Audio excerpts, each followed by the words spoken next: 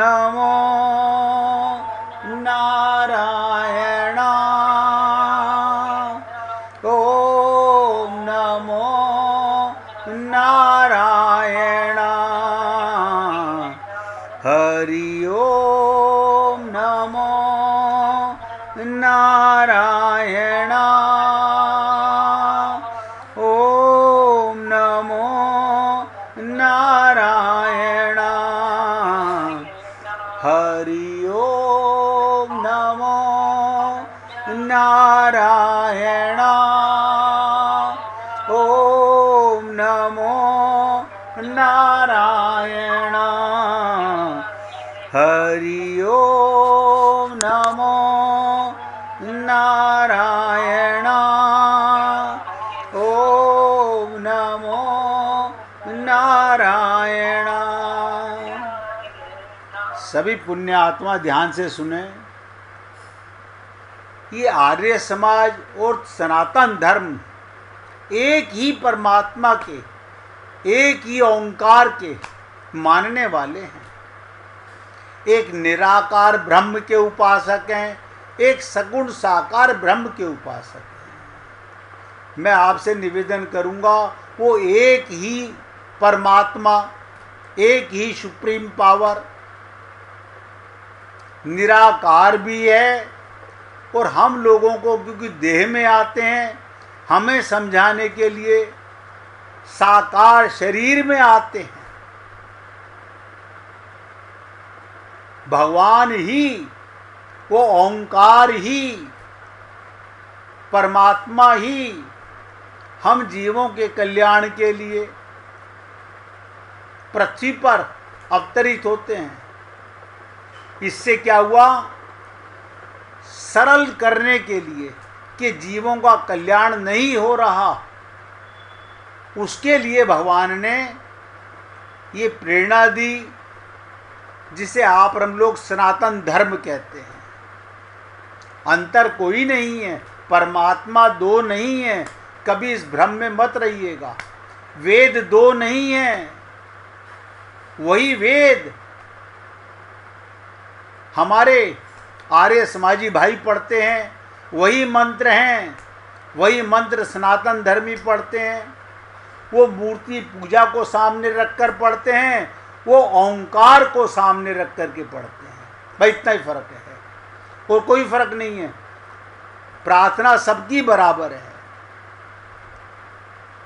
तो नचिकेता को यमराज जी बता रहे हैं, सारे वेद, चार ही वेद हैं, और ये चार वेद भी वेद व्यास की कृपा से जिस पद को सिखाते हैं, यमराज कह रहे हैं जिस पद को सिखाते हैं, जिसके लिए सारी तपस्या की जाती है और जिसकी प्राप्ति की इच्छा से ब्रह्मचर्य का पालन किया जाता है, उस पद को मैं तुम्हें संक्षेप में बताता हूं। वो ओम है।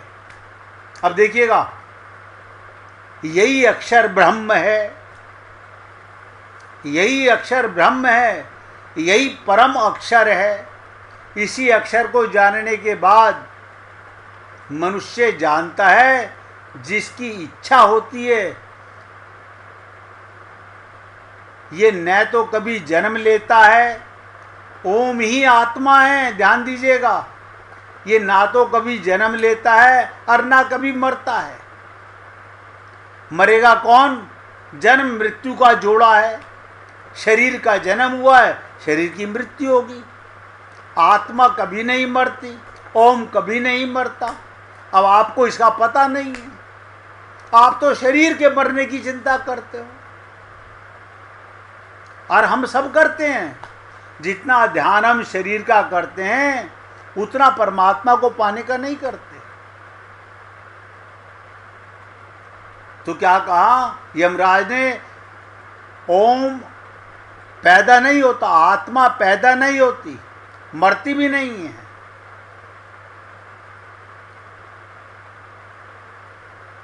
ये तो कहीं से उत्पन्न हुआ है और ना कहीं समाप्त होता है। ओम की उत्पत्ति कहीं से नहीं हुई, ओम की समाप्ति कभी नहीं होगी। जब हम आपसे कहते हैं, आपसे कोई पूछे आप कब से, बोलो जब से भगवान। आपकी आयु कितनी, जितनी भगवान की आयु। भगवान की कितनी आयु, जितनी हमारी आयु। आप कहेंगे ये तो कुछ ज़्यादा बड़ी बात हो गई ना, कोई बड़ी बात नहीं है। आपको सुनने में इसलिए लग रहा है क्योंकि आप अपनी शरीर की आयु को मानते हो। हम सब लोग अजन्मा नहीं मानते अपने आप को। सुन लेते हैं संत महात्माओं से, हे अजन्मा अमर आत्मा क्यों परेशान हो रहे हो। लेकिन फिर परेशान, फिर दुखी, फिर टेंशन, फिर पागलपना। अब ध्यान दीजिएगा, यमराज कह रहा है ये आत्मा कभी जन्म नहीं लेती, कभी मरती नहीं।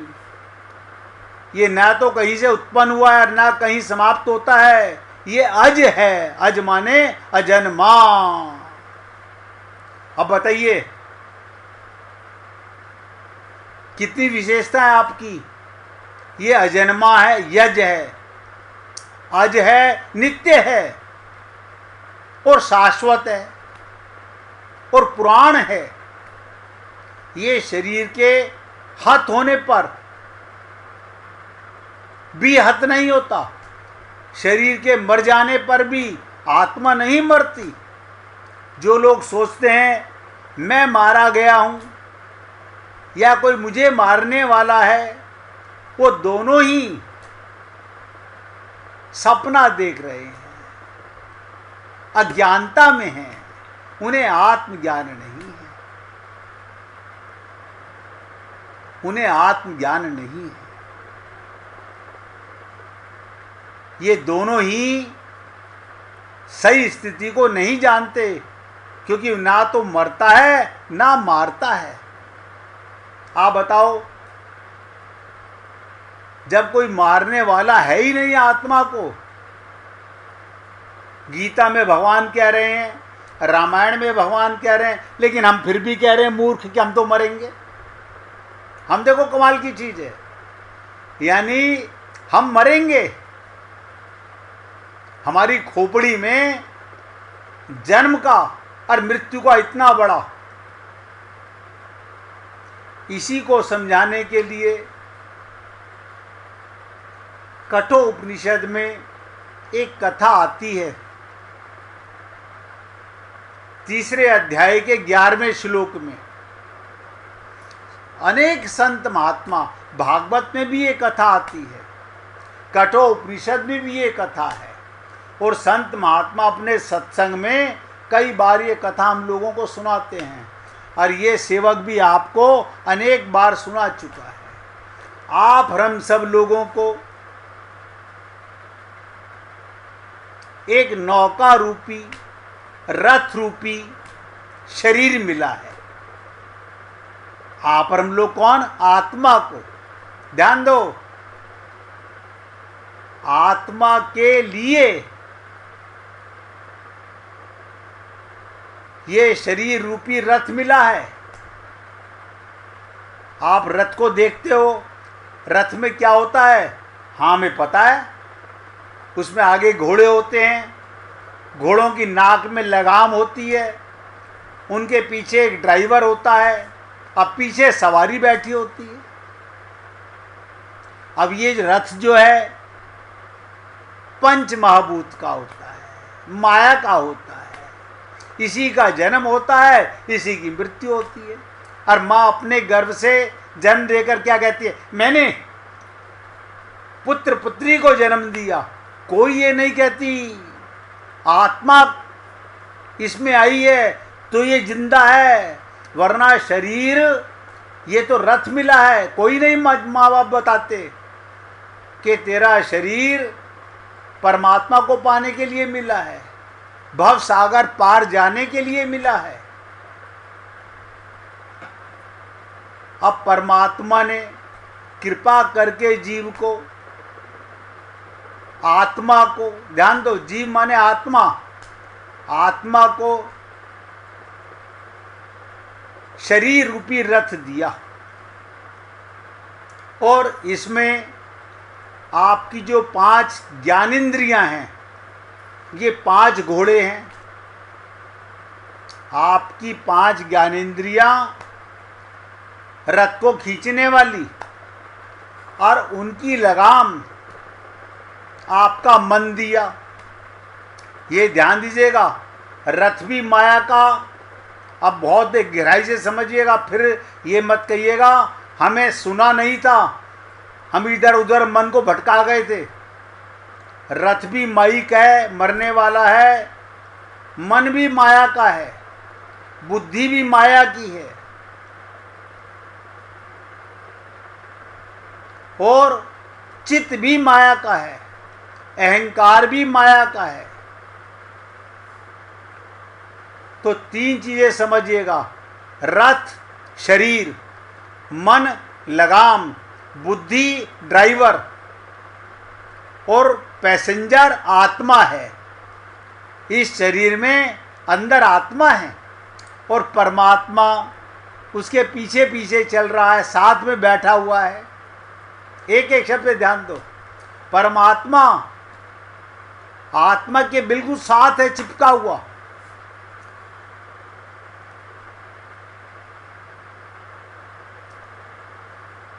तो मन लगाम, बुद्धि सारथी ड्राइवर, और शरीर रथ, इंद्रियां घोड़े, और विषय 5 घोड़ों के अलग अलग स्वाद हैं।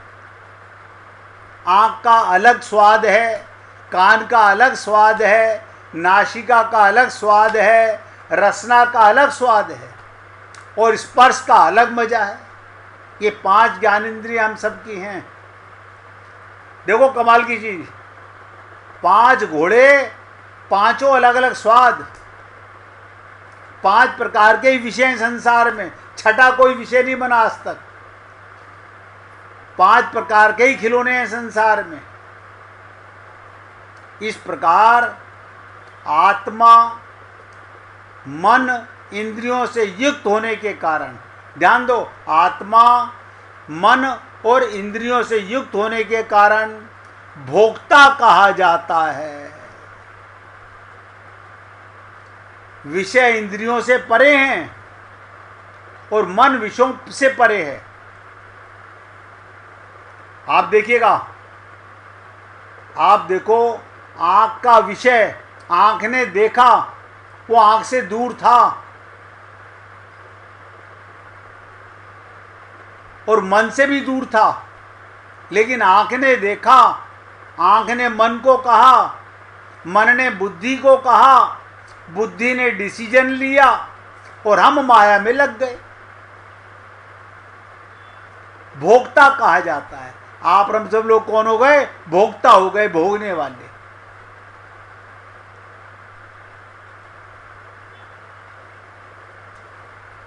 इसे ही भोक्ता कहा जाता है।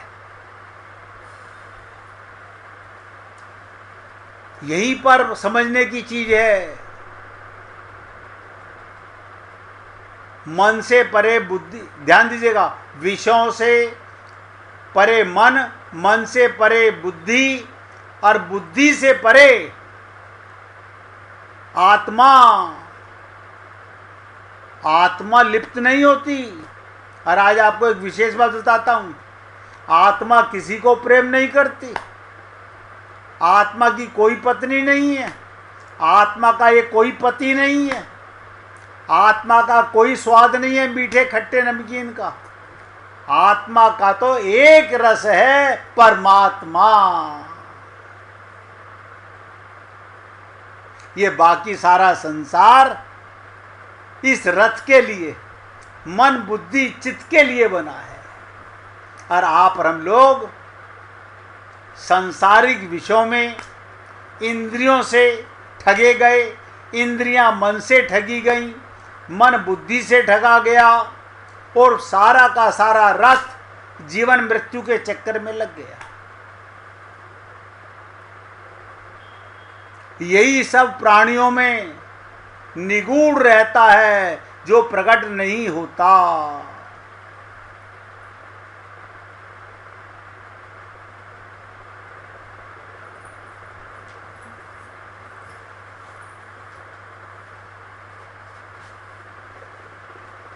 आत्मा अणु से अणु है। देखिएगा शरीर कितना बड़ा, हाथी का शरीर कितना बड़ा, आप कहेंगे चींटी का शरीर बहुत छोटा। अरे चींटी से भी छोटे, माइक्रोस्कोप से मच्छर देखो, उससे भी छोटे होते हैं जो आपको नजर नहीं आते आंखों से। उनमें भी परमात्मा है, आत्मा है। अणु माने जिसका काटना संभव नहीं, जिसको देखना संभव नहीं, वो अणु है। और परमात्मा की गोदी में है। अब हमें अपना पता नहीं है, देह का पता है। देह के खूब जन्मदिन हो रहे हैं, देह के खूब मरण दिन हो रहे हैं। देह के चक्कर में ना किसी को आत्मा का पता, ना परमात्मा को पता, लगे हुए हैं सब। और ये नचिकेता को तो माध्यम बनाया गया, जैसे गीता में अर्जुन को माध्यम बनाया गया, भागवत में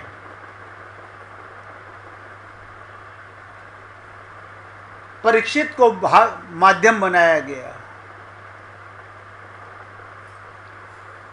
और रामायण के अंदर ये जितने भी पात्र हैं इन सब को माध्यम बनाया गया, सिर्फ एक ही बात समझाने के लिए कि किसी प्रकार भी हमें आत्मज्ञान हो जाए।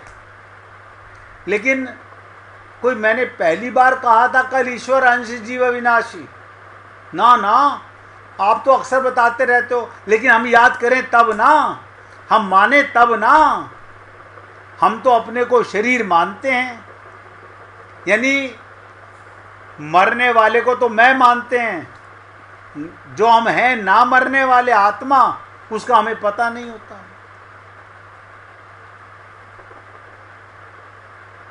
तो क्या कहते हैं यमराज जी, ध्यान दीजिएगा, आत्मा अणु से भी अणु और महान से भी महान है। शरीर परमात्मा को कभी नहीं पा सकता, ये इंद्रियां भगवान को कभी नहीं पा सकती, ये विषय भगवान को कभी नहीं पा सकता, क्योंकि ये सब माया का जड़ है। और आत्मा ही परमात्मा को पा सकती है, क्योंकि परमात्मा का अंश है, ईश्वर अंश है। वो अणु से भी अणु और महान से भी महान है। अब ध्यान दीजिएगा, हम अणु तो हैं लेकिन महान भी हैं।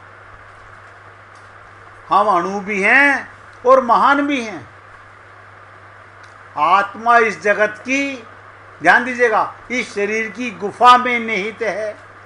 ये शरीर रूपी गुफा में आत्मा रहती है। आज तक कोई डॉक्टर कितनी चीराफाड़ी कर ले, आत्मा को नहीं देख सकता। अरे बाबा, आत्मा को छोड़ो, आप मन को नहीं देख सकते, बुद्धि को नहीं देख सकते।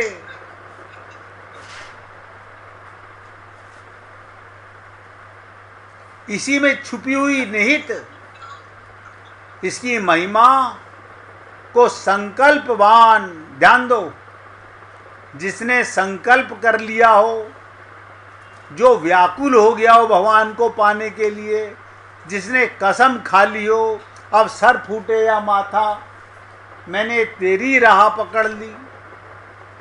संकल्पवान। अभी आप हम लोगों ने कोई संकल्प नहीं किया है। अभी आप हम लोग, हाँ ठीक है, भगवान मिल जाएंगे तो अच्छी बात है।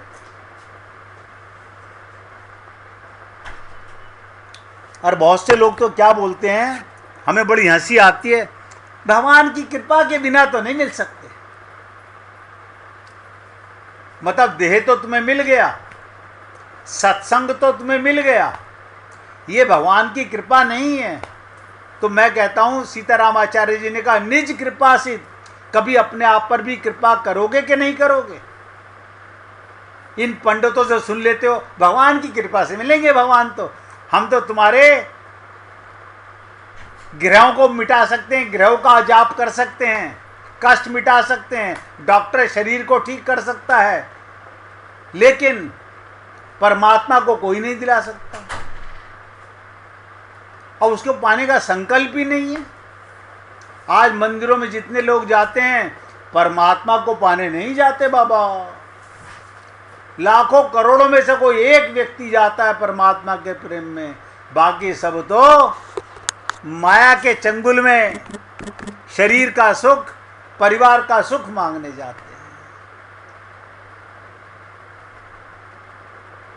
तो इसकी महिमा को संकल्पवान जो दृढ़ संकल्प कर लेते हैं और शोक से मुक्त हो जाता है, ना कोई हर्ष ना कोई शोक।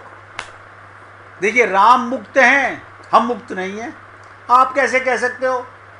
हमारे को तो दुख होगा, हमारा नुकसान हो जाए, हमारे घर में कोई चला जाए, हमें दुख नहीं होगा? हाँ होगा, सुनिश्चित होगा, क्योंकि भगवान की लीला को हम समझे नहीं हैं। भगवान कृष्ण ने अपने सामने अपने करोड़ों बच्चे मरवा दिए, मिटा दिया उन्हें, लेकिन आप और हम लोग अभी भी ये तन का भ्रम नहीं मर रहा।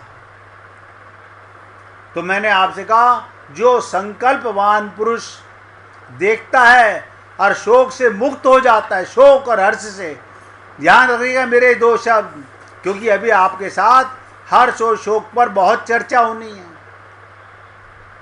आप और हम लोग सुख दुख में इतने लिप्त हो चुके हैं, नजर तो आने लगा है, लेकिन लिप्त अभी भी है।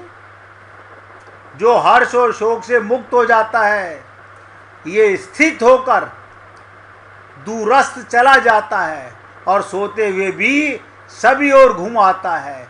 इस प्रकार का जो महान देवता आत्मा है, उसे मेरे सिवा कौन जान सकता है?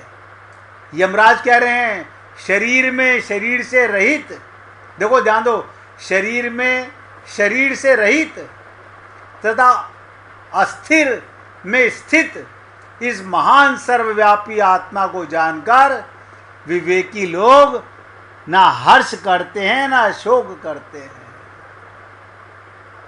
अभी चर्चा बाकी है आत्मा पर, इसलिए निवेदन कर रहा हूं, बहुत ध्यान से सुनिएगा। 1 मिनट भगवान का कीर्तन करके। रघुपति राघव